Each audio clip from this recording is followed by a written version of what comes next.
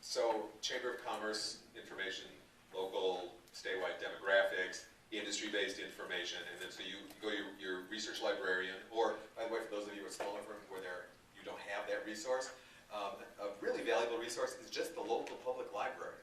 Very often for free, you pay your taxes, and the librarians who work at the public library love these kinds of projects.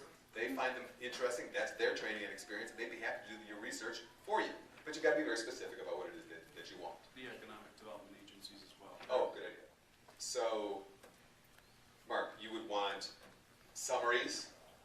You give them too much data, and they'll analyze the heck out of it. We want surveys, charts with up or down arrows. I like going to the accounting or billing departments and asking them about if a lot of firms have information segmented by SIC code, industry codes, just so you can get some broad numbers. You probably don't have great numbers. Most firms don't. But sometimes you have good enough numbers, because as Catherine was saying, analysis paralysis is what we do best in law firms. And so we want to make sure that we have enough information to make a well-reasoned decision, but not have so much that it becomes, that there are too many potential answers and solutions so that we never actually get to any of them. Right. I mean, sometimes the answer is obvious. Sometimes the answer, because part of our job is to follow the market, is to follow industries, is to follow what our lawyers are doing. And there are few people, I think, in any law firm that knows the firm better than the marketers. We know more about the different practices. We straddle all the different practices. We know people in all the different offices, generally. And so we're in a unique position, even more than the practice area heads who know their division or their department, or the office heads who know their office. We really tend to straddle, and especially at a small to mid-sized firm, a lot of different areas and a lot of different information that we're synthesizing. So sometimes, just by virtue of doing this every day, month after month, year after year, you know what the answers are, but you can never just jump to the conclusion with a lawyer, because there are no such things as conclusions until they've seen the bullet points. You've got to prove that you're right.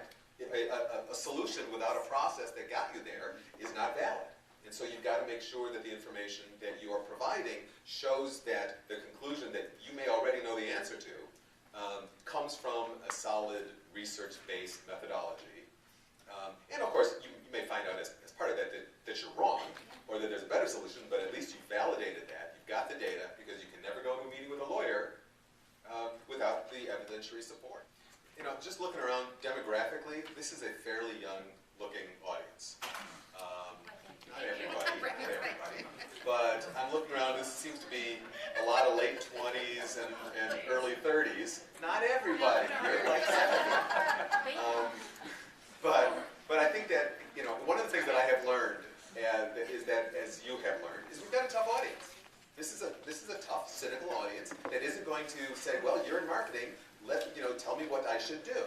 They're going to push back. They're not going to believe you just because you say so, or just because you got the word marketing or business development or whatever on your business card. They're not going to believe you unless you prove that. And the younger you are, the harder that is.